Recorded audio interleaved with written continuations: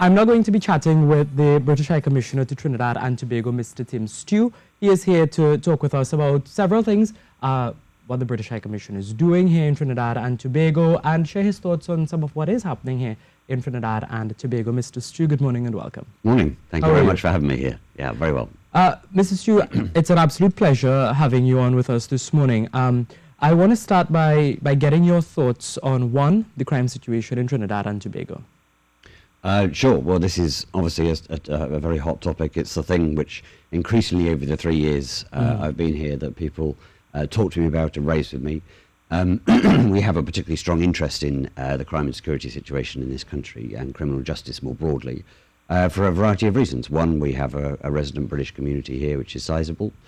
We have a significant number of British tourists who come to this country. We would like to see that number grow further, of course. And then, of course, we have some very large investments here. You will have heard BPTT, for example, talking about potential further investment over the next years. And of course, all of those interests mean that we want to ensure that the situation in the country is secure and safe for all of those assets. So we have a particular interest. And of course, also, I'm a global citizen. I happen to live in Port of Spain, so I have a personal interest in making sure that the place is as safe and secure as possible. Mm. But now we have a new Minister of National Security, a new Commissioner of Police. Do you think, yes, you mentioned that over the last 3 years people are complaining and things seem to be getting worse. Do you think there is hope? Well, last week I welcomed those two appointments. I've seen a range of reactions to those appointments, from the very positive to the abstentions, the cynicisms, the criticisms. I think, frankly, when you have a situation when young women in this country are gunned down or stabbed on the streets of Port of Spain and elsewhere, simply apparently for ending a relationship, when you have drug gang-related violence erupting apparently at a moment's notice, when you have people trafficked into this country and being ruthlessly exploited, then I think it's pretty clear to everybody that there needs to be a new approach and a new team. So I very much am on the side of those who welcomed the new team, and we're having close discussions with the new Minister and the Commissioner of Police already. Also, discussions have been taking place. They're ongoing, of course. I mean, we have a long and deep relationship on the security side with Trinidad. We signed a memorandum of understanding on security cooperation in November last year between our two countries. That covers a very wide range of activity, criminal activity and security issues, from drug-related issues to counter-terrorism to child sexual exploitation. These are areas where we can work closely together, and so whoever is the minister, of course, are going to be talking about those, but very much welcome the new appointments. So we can expect the British High Commission to work with the local ministries in order to deal with crime. Of course, and of course, quite a lot of the time, that activity is not very public because we're working behind the scenes, but very much so. And I have said publicly last week that we will stand foursquare, shoulder to shoulder with this country on tackling crime and with the new team, and I will put all the British resource I have available behind that effort. Okay. Because crime can affect Trinidad and Tobago on an international level, because countries looking on, I know several countries have over the past few months as well, issued statements advising people not to come into the country. Well, we're not one of those. Yeah. We don't advise against travelling to Trinidad in any way at all. Our travel advice does point out the facts of crime and security. We have a travel advice around the terrorism threat. But I think the more important point, as you say, is that a lot of the crime and security issues are transnational. You know, that is the way. Trafficking of people, the drugs that pass through this country and which cause such damage, bringing guns and other problems to the streets here. You know, they go somewhere. They go up to the US or they go across to Europe, including to the UK. We have a particular problem with cocaine at the moment. And where does cocaine pass through? Well, one of the places, unfortunately, is Trinidad. So we have a very strong interest in working together to stop that flow of drugs and flow of people and flow of arms. You mentioned that there is a strong British community in Trinidad and Tobago. Any idea on how many British nationals actually live here in Trinidad and Tobago now? Well, we think there are around 5,000. 5,000. So it's a good population. And we did hear recently that, British couples being murdered in Tobago as well, and that probably is a major concern. Of course it's a concern when your nationals are murdered. In that case, Mr. Wheeler, a British national, and his wife, who was a Tobagonian national, resident in Tobago for a very long time. It was a very sad case. We had another British national, a young, talented cricketer, Adrian St John, visiting his family here in 2016. He was murdered in Trinidad. Of course, in both cases, the security agencies were able to apprehend people, and they are awaiting trial. But of course, those families will talk to the government. They will talk to me. They will expect justice to be served, and quite right. Of course, they want justice to be served. That's perfectly natural, as anybody else in this country who suffers a loss of their family in those sorts of circumstances. So, of course, it's important. Yeah. When you hear that there is a low detection rate in Trinidad and Tobago, that probably is concerning as well.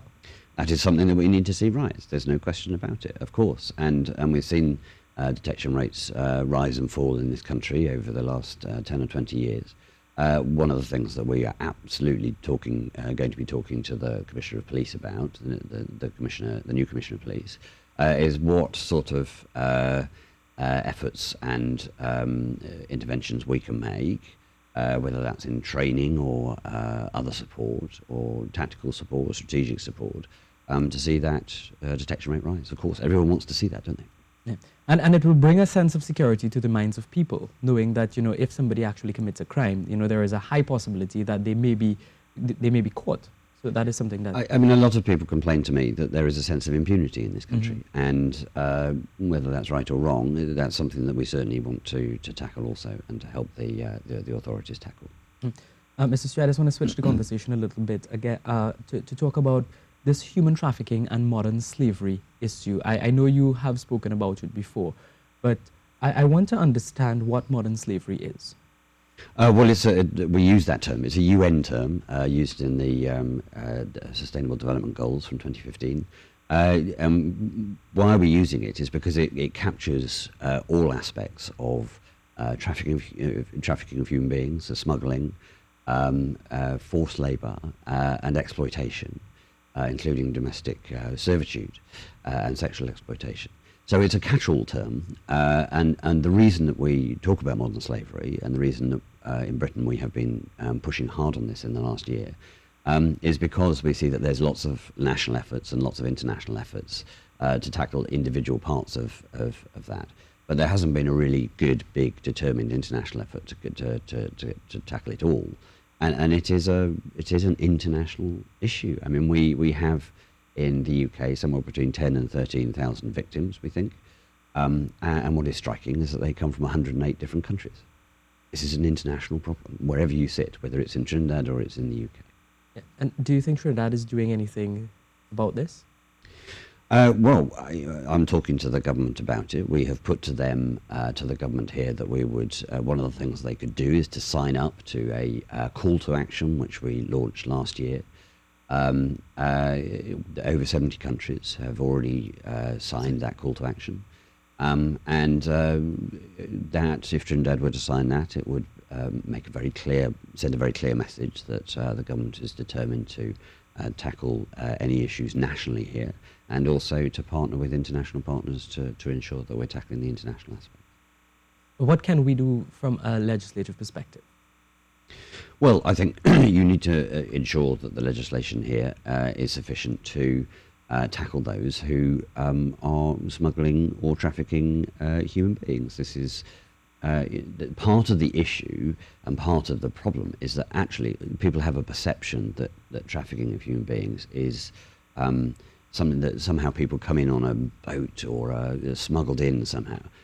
And the majority of cases, people come in legally through normal legal ports and through normal legal immigration channels. Because what are we talking about? Typically, a story we're talking about is that somebody vulnerable in another country is approached by somebody who promises a job, a great job, whether in Trinidad or somewhere else. They offer to facilitate the travel in, and so they get the visas or the other travel documents that are required. They transport or help accompany and bring that person into the country. And it's only when the person arrives here, the victim arrives here, that they find that actually the promised job doesn't exist, that the person who has very kindly accompanied them now suddenly becomes very aggressive, takes their passport and demands very considerable funds to pay a debt which they hadn't realised they were building up. And in that case, they then suddenly find, the victim finds, that they are tasked to do forced labour, domestic servitude, or find themselves sexually exploited. I mean, we find about 70, we think there are about 40 million victims a year globally of this crime, and 70% of those are women and children. And it's a phenomenal financial amount of money which is generated, about 150 billion US dollars, 2/3 of which comes from sexual exploitation. So you can see vulnerable people can be brought in entirely legally and enter a country entirely legally. Because they would have no idea of what is taking place. Precisely, until they get here, they don't know. Because 14 million per year, that is a huge number. I mean, if you look at it in terms of the world's population of about just over 7 billion, 40 million may not sound big. And in a smaller country where numbers may not be 1 million or 2 million, right. It may not be a problem for people there. But if you look at it from the global context, it is something to be concerned about. Right. And as I say, these sorts of crimes don't respect borders. In fact, they make the most of it. And of course, unfortunately, the traffickers just treat people as the latest commodity, and so there are direct links. People who are networks who are trafficking drugs, trafficking guns. If they suddenly find that actually there's more money to be made out of trafficking people, then they will traffic people instead. They don't, this is an evil crime. They don't care. They're in it for the money. But how would you say we need to deal with this problem? Okay, so it's happening, but how do countries actually tackle it? I mean, how do you find these people and help them? So exactly, there's a range of things that you absolutely have to have the right legislation so you can prosecute the traffickers when you catch them. You need to have local programs also to support victims when you find them. You need to educate people and raise their awareness. There are some extremely good people here operating here. The Counter-Trafficking Unit and the Ministry of National Security have very live programs. You have other organisations here. The UN is working hard on this issue too, to raise awareness and make sure that people are conscious that there is an issue. We have, and we're looking at all sorts of other ways. So one of the more creative ways, we have sponsored a film called Moving Parts, which is launched in this country in April. We part-sponsored that because it tells the story from a Trinidad perspective, in this case of a Chinese national being trafficked into the country and finding themselves in a very difficult situation. And of course the idea is to make it local and help people to understand that perhaps that Chinese restaurant that they go to, something very odd is happening and very bad is happening around the back in the kitchens or wherever it is. So it's about educating people too. You mentioned the call to action and saying that Trinidad and Tobago could probably sign on to that because 70 other countries have already done that. What does that call to action entail? Well, what it doesn't entail, just to be clear, is new commitments and asking people to do something that they shouldn't already be doing. So what it does is to refer to all of the various UN conventions and other actions that people internationally have signed up to, and bring them all together. And it's a request of leadership. Is the simple truth. Is to ask a country to show that it's committed to tackling this issue nationally within its own borders, and that it will work with international partners to tackle the question internationally too. Yeah. And Trinidad and Tobago can do this because there is always talk that it is happening here because of where we are and what is happening in Venezuela and our close proximity to each other. So that could probably be taking place. I can't say for sure, but it is something that we need to look into. Well, with those numbers globally, as I say, I'm afraid it is going to be happening here because it's happening everywhere. And of course, there's been a lot of discussion about Venezuela. But there's a lot of movement of people around this region more broadly. It's not just from Venezuela. But of course, as the situation in Venezuela deteriorates, we've seen very large numbers of people, Venezuelans, crossing borders in other directions. And of course, some are coming here too. And this country, Trinidad, has a right to decide how to handle an influx of refugees and migrants, but it also has to look out for the human rights of those people. And does it pose a threat to the people living in the country? Illegal trafficking certainly does. A migration of people, well, no. I mean, if that's handled well, of course it shouldn't. Now, as I still have Mr. Stew here, I want to talk with him a little bit about some of the work the British High Commission is doing in Trinidad and Tobago.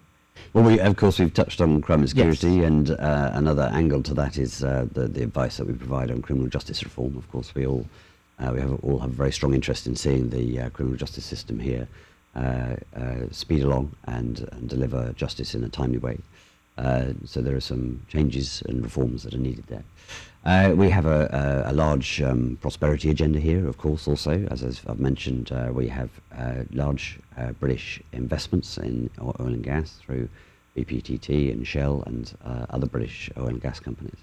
We need to make sure that those all prosper and deliver for Trinidad and Tobago. And of course, we're looking for broader trade the whole time, trying to broaden that out so that we have greater exchange of trade than we do currently. You know, we're 4,500 miles distant, so we have a challenge to make sure that British goods and services come here. That is pretty good trade at the minute, but I still want to see that grow further. And then we have a bunch of other areas that we I personally feel very strongly about, things like gender-based violence and equality issues for the LGBTI community, for example.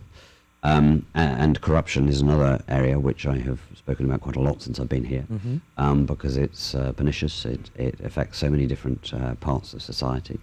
And it's something, again, that we want to see if we can tackle and reduce. What about educational programs for schools? Anything? So the British Council here operates in Trinidad and Tobago. It manages exams and oversees and invigilates exams for people who want to take British qualifications. That's a very big business here. And we also offer achieving scholarships. Those are British government scholarships, usually between 2 and 4 a year. So we have had about 160 or so scholars, I think, come from Trinidad and Tobago over the years to study in UK universities, which of course are the finest in the world, as we all know. Yeah, sure. Mr. Stew, you mentioned gender-based violence, and you went on to talk about the LGBTQIA community and equal rights and that kind of thing. Right. How is the British High Commission working to assist in this area?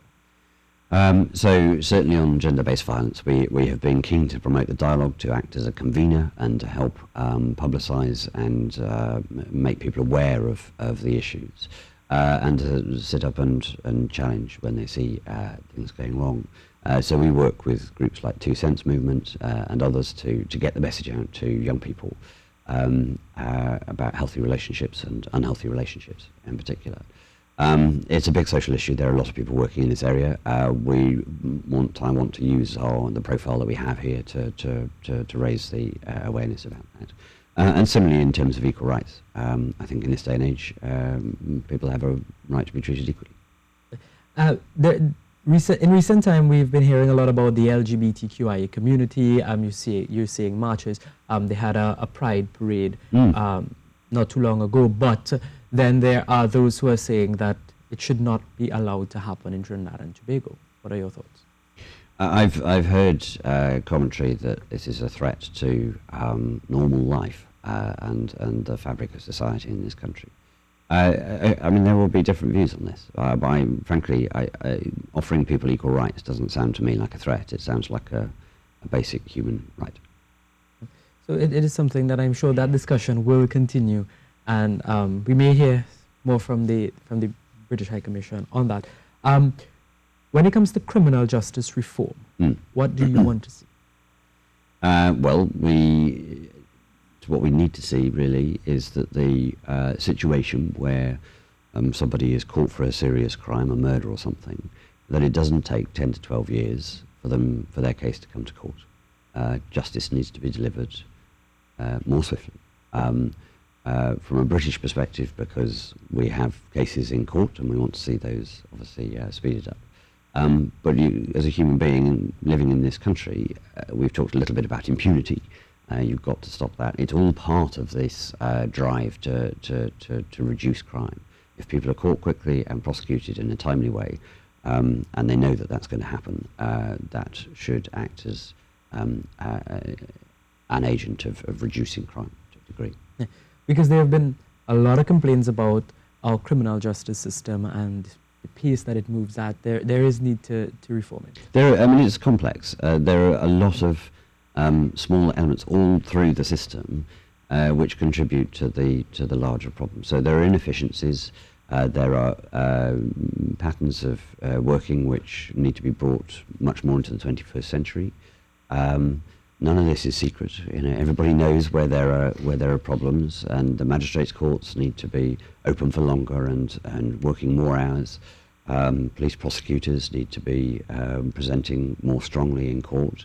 When you find that policemen accumulate leave and are able to suddenly take a year off and are not required to be in court to prosecute the cases that they bring in, those cases inevitably get stuck for a year. You know, there are lots of these behaviours and patterns of working which we need to chip away at and improve, which will eventually deliver more timely justice. So, what is the British High Commission doing, or is the British High Commission doing anything in particular that would be able to help us get to a stage where, you know, we don't have that long wait for cases to... Right, we're working, and we work, and have been for the last few years, very actively with Director of Public Prosecutions, and we have a very close relationship with the Attorney General and his team. As I say, looking at bits of legislation where, not that we're the font of all knowledge, but we have our experience in the UK. We've done a lot of things badly and learnt from that, so we don't want you to do the same. So we can offer that experience of where we've made mistakes and help you to cut corners in changing things. There are some areas like counter-terrorism law, legislation, where, you know, it's constantly evolving, and we've had to develop that over time. Trinidad has faced a much newer threat on that front. So, you know, we can share that experience and share the legislation that we have. And bring also other experts from England and Wales, where the system is very similar to the system here, or was, and we've adapted and changed it over time, and we can share some of that experience and expertise. Yeah. Now, onto the topic of corruption, you mentioned the British High Commission has a particular interest in this. It is so prevalent. Well, in anti-corruption, I would say, rather than in corruption itself. Yeah. I mean, corruption is so prevalent. It is. That, you know, it feels as though it's the new norm. And this is one of the bubbles that I like to burst, because there is quite a lot of discussion, inevitably, I hear about, you know, sort of senior level corruption, if you like. But actually, that's certainly true, and grand corruption certainly exists and has existed here. We know there are cases, and we know the government is prosecuting cases and bringing cases to court as we speak. But it's also about the day-to-day experience, and people have complained to me also a lot about vehicle licensing.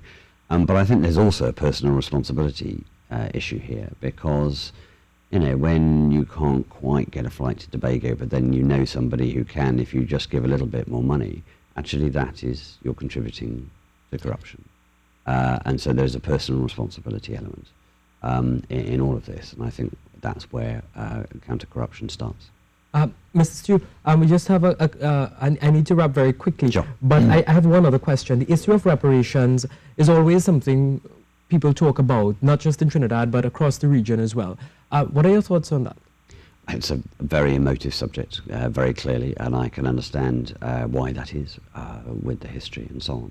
I think for me as a I'm not a 19th century official. I'm a 21st century pragmatic diplomat, and so my focus is on what we can do to tackle modern slavery and to tackle the issues that we have staring us in the face right now. Yeah, so the focus should probably be on now rather than go back to the past. That is what I am here to do. All right.